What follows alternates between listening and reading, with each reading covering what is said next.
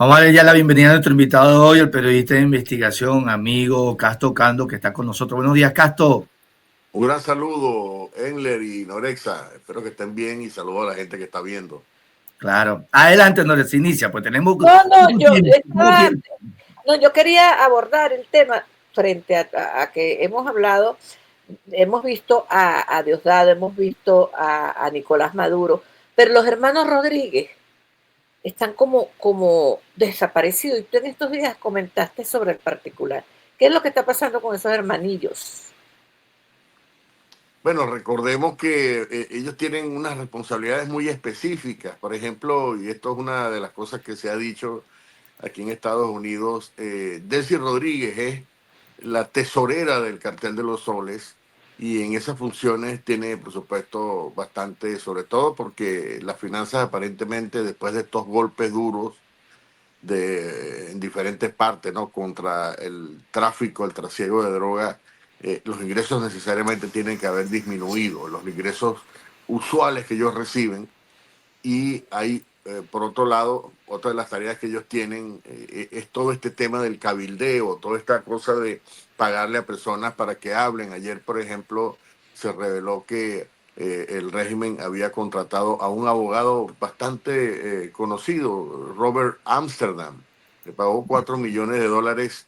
Él fue el que defendió a un famoso petrolero que fue encarcelado por Putin hace ya varios años, Alejandro, no recuerdo el nombre, pero era una persona que tenía mucho dinero, pero se negó a venderle a precio de gallina flaca sus posesiones de la industria petrolera a Putin. Entonces, igual se las quitaron, igual que en Venezuela, y lo metieron preso. Entonces, este señor Robert Amsterdam, ahora resulta que este señor está defendiendo a la dictadura, tiene un contrato de $4 millones.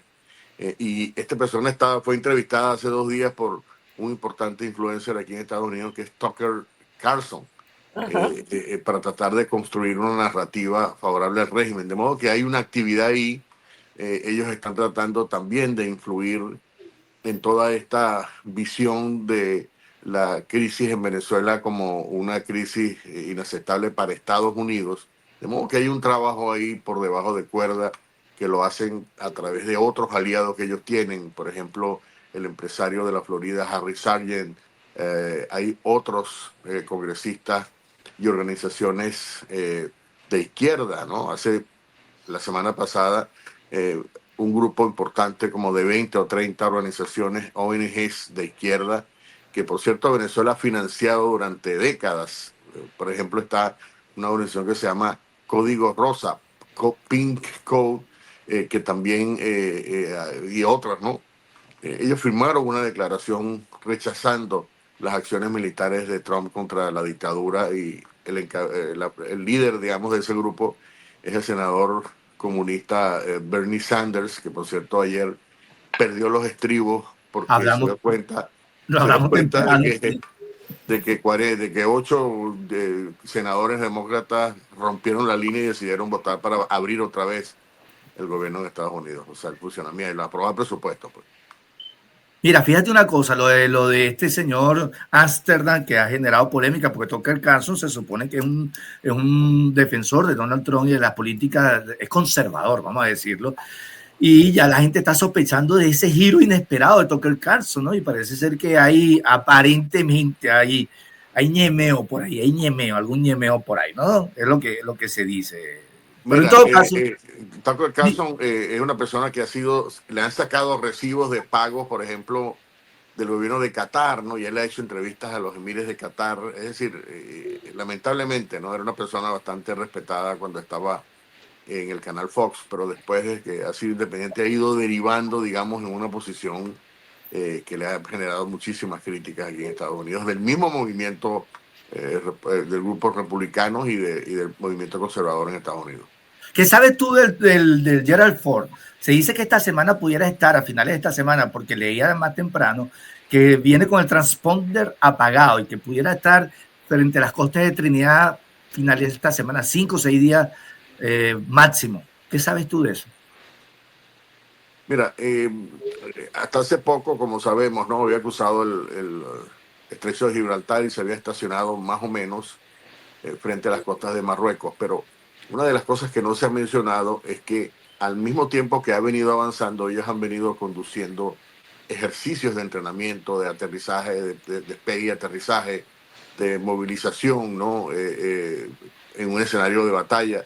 Y para esta razón, o sea, por esta razón ha sido, o esta ha sido una de las razones por las cuales disminuyó la velocidad. Pero ayer, hace 2 días, por ejemplo, se reportaron vuelos de lugares cercanos a las Islas Azores, por ejemplo, que están bastante ya más hacia, ya no están frente a Marruecos, sino están mucho más hacia el Atlántico.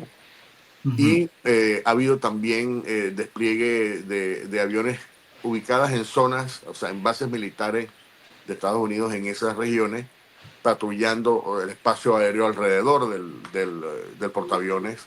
Eso ocurrió hace 2 días y se Ajá. detectaron estos tipos de aviones volando en esa dirección, que era mucho más hacia el oeste, ya metido en el Atlántico, de modo que sí, lo que se supone es que ha reasumido, digamos, la velocidad de crucero.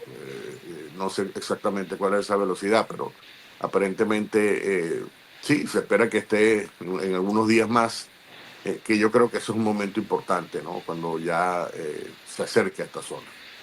En estos tiempos de espera, que estamos desesperados por tanta espera, hemos visto ya reacciones para respaldar y para pedir que se evite cualquier invasión a Venezuela, que así lo dicen algunas instituciones multilaterales. Pero además hemos visto que Rusia, dicen, mandó algunos artefactos bélicos para Venezuela y que está apoyando a Maduro. ¿Cuál es la verdad de todo esto? Bueno, es posible que efectivamente haya habido algún tipo de incremento en términos probablemente de nuevas armas, municiones, etcétera, en este vuelo misterioso del Ilyushin que aterrizó en la isla de Margarita primero y después estuvo en Caracas, después estuvo en Managua, Cuba, después regresó.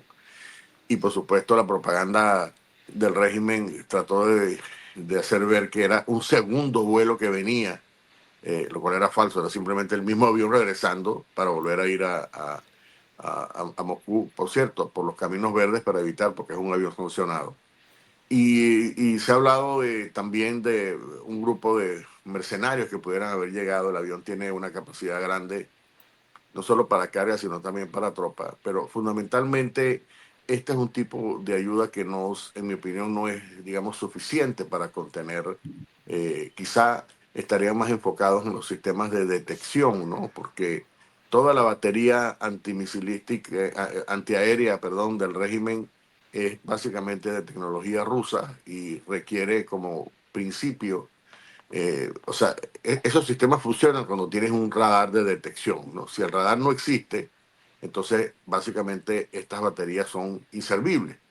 Y yo creo que ha habido un reforzamiento. Maduro mismo lo ha pedido ayuda en mejorar los sistemas de detección, pero más allá de esto, no hay una presencia decisiva, digamos, ni de barcos, ni de más aviones de combate, etcétera. Y yo creo que esto es un esfuerzo, naturalmente, pero Rusia está en una situación que quizá no está en capacidad de dar una ayuda mucho más numerosa, ¿no? Y yo creo que, aunque se sabe que puede haber una presencia de este grupo mercenario Wagner, el grupo Wagner, que antes era una entidad privada, pero que después del asesinato del, del líder de esa organización, ahora es una entidad del gobierno ruso. Le dicen el Africa Corps, es donde está desplegado mayormente en África. Ujú. Yo creo que las labores en Venezuela serían más bien de protección, ¿no? De toda esta gente, incluyendo los hermanos Rodríguez posiblemente, incluyendo Diosdado Cabello y Maduro. O sea, sería como añadir otro círculo de seguridad, otro anillo de seguridad. Pero más allá de eso, pudiera, digamos, o sea, no creo que Rusia tenga una mayor capacidad para transportar, por ejemplo, más misiles, ese tipo eh, digamos, de capacidad para rechazar una una campaña aérea, por ejemplo, desplegada desde el portaaviones o desde cualquier parte, ¿no? Porque ahora se está expandiendo la presencia de Estados Unidos en otros países. Por ejemplo, hay ahora, se habilitaron más activos aéreos militares en El Salvador, por ejemplo, que no existían.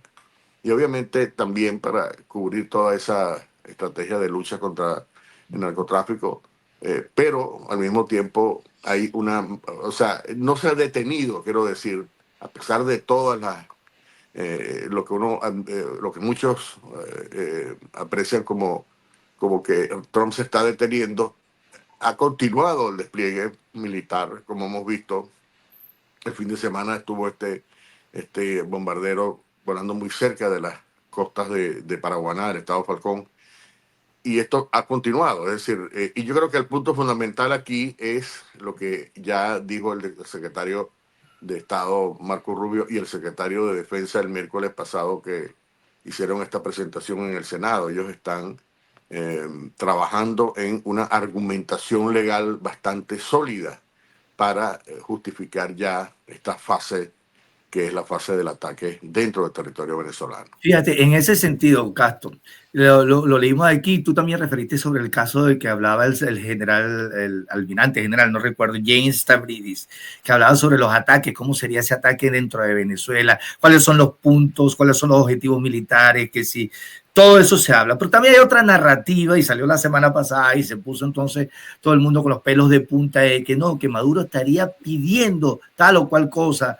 impunidad, en principio impunidad, que le levanten el precio por su cabeza. Esta lucha de narrativa que también está, pero que desde el ejecutivo de aquí de los Estados Unidos, que yo creo que lo que hay que tomar en cuenta mucho, es que ellos van ya directamente ya, o sea, que no hay manera de negociar más allá, o la salida, por esa salida con impunidad, de que no vayas a pagar y que te vaya a un exilio dorado, todavía existe esa posibilidad, Castro. Bueno, no sé si existe de parte del gobierno, lo está planteando aparentemente otra vez Maduro, lo está poniendo sobre la mesa. Pero el problema en Venezuela no es solamente la salida de Maduro, sino es la salida del resto del liderazgo, porque si sale Maduro, obviamente ellos van a querer buscar participar de alguna manera en cualquier escenario de transición. Y yo creo que ese es el objetivo que ellos están planteando, quizás una estrategia para ganar tiempo.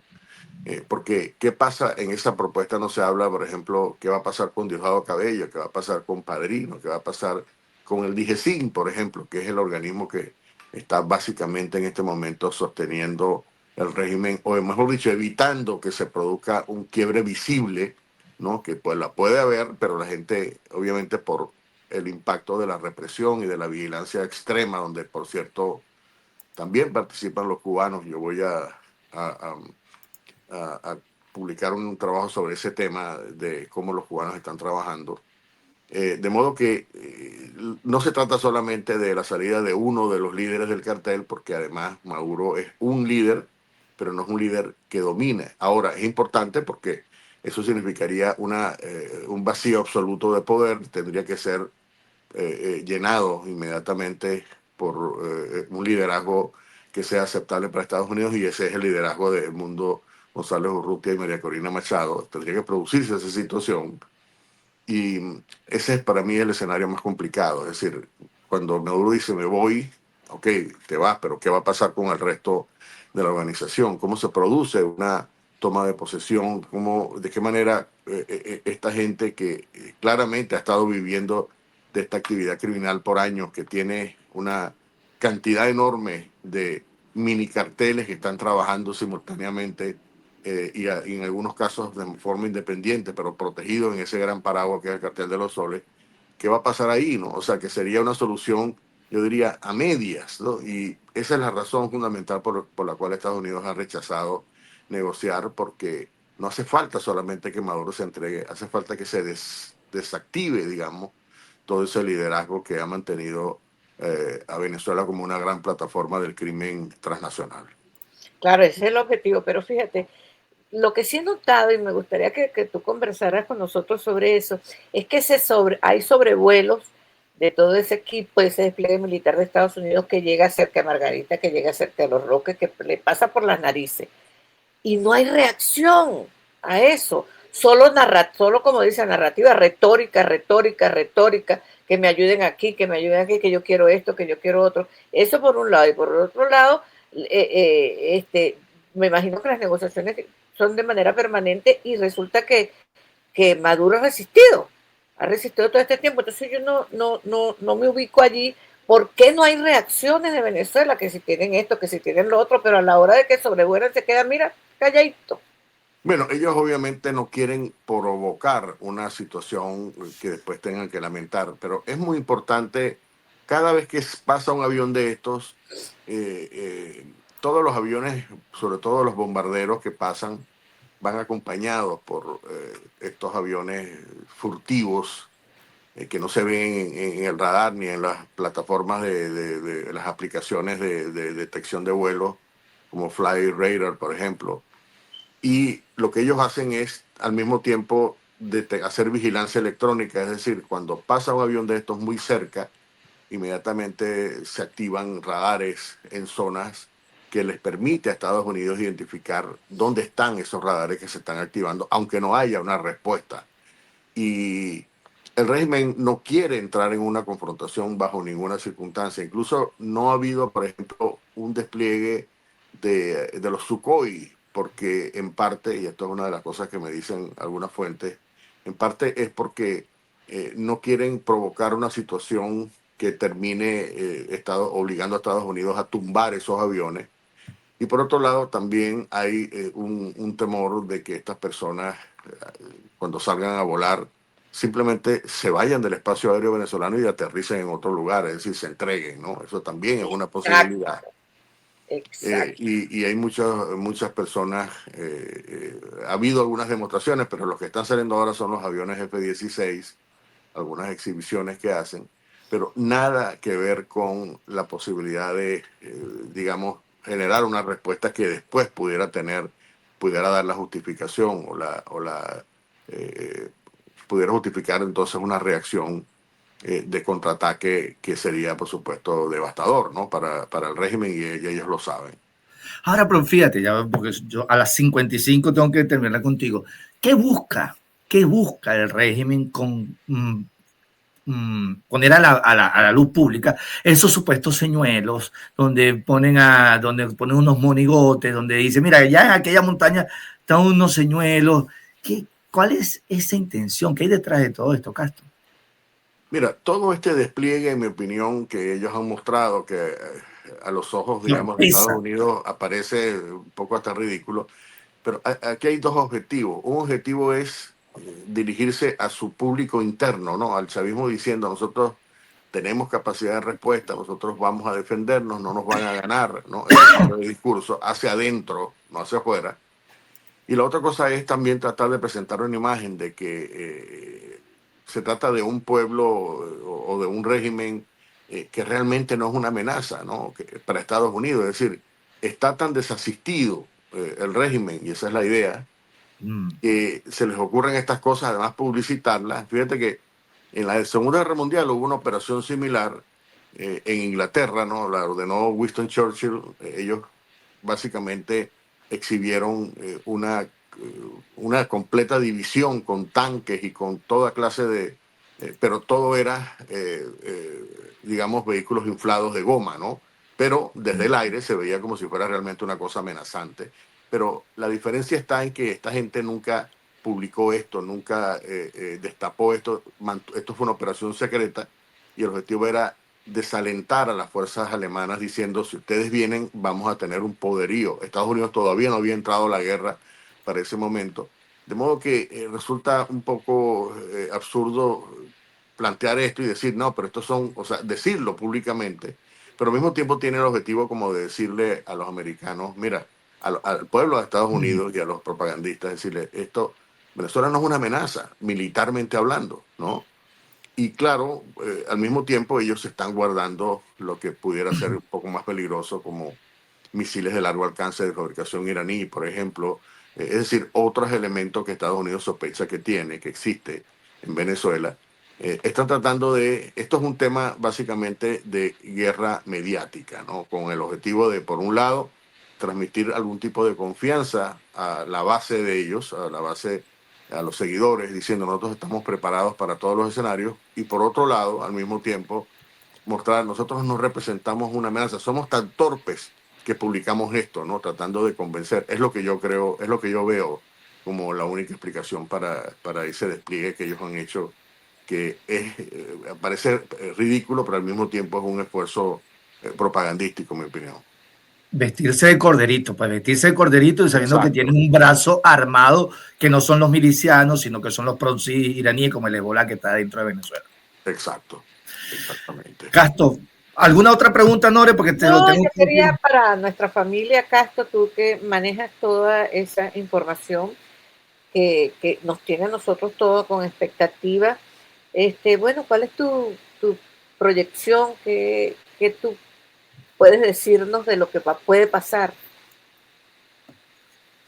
Bueno, es difícil prever eso. Hay dos cosas importantes. Una es que el Estados Unidos ha hecho un esfuerzo, ha hecho la tarea importante de identificar, por ejemplo, potenciales objetivos militares dentro de Venezuela, cómo operan, posibles amenazas, como dije, de este tipo de capacidad de respuesta a través de misiles de largo alcance que pueden llegar incluso a territorio, por ejemplo, de Puerto Rico. Esto por un lado. Pero la otra cosa importante es que esto va a depender de la decisión del presidente y de esta, como dije antes, el tema de la argumentación legal sólida, ¿no? Que tengo entendido que el gobierno en Estados Unidos, a través de las diferentes agencias, están trabajando.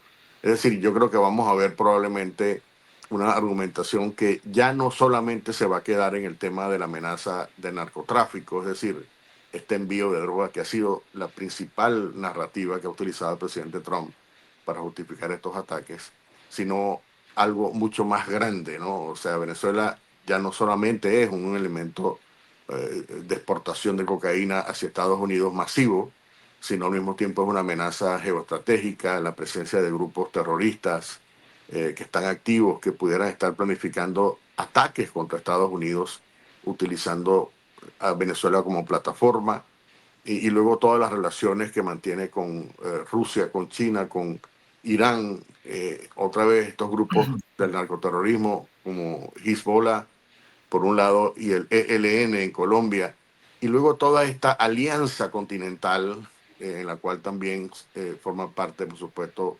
Gustavo Petro, por un lado, y el resto de las dictaduras, Cuba, Nicaragua y probablemente otros países como México, por ejemplo, que ahora la presidenta ha dicho que está en contra de atacar a los narcotraficantes en su propio territorio. De modo que es una decisión, yo creo que en la medida en que cuando se presenta esa argumentación que tiene que presentarse, ¿no? Ante este grupo que se llama el Comité Selecto de Inteligencia del Senado, que integran 12 congresistas, que son sesiones siempre confidenciales, porque se va a compartir información confidencial. Cuando esto se presente, ya la decisión, creo, puede estar muy cerca. Okay. Castro, muchísimas gracias. Por cierto, de última hora hay dos nuevos ataques a narcolanchas, 6 fallecidos. Ya vamos a hablar de eso, que ha anunciado hace minutos en plena entrevista con Castro Cando, con el del secretario de Guerra. Castro, un abrazo, vamos a estar muy pendientes. Gracias, encantado, pues como siempre.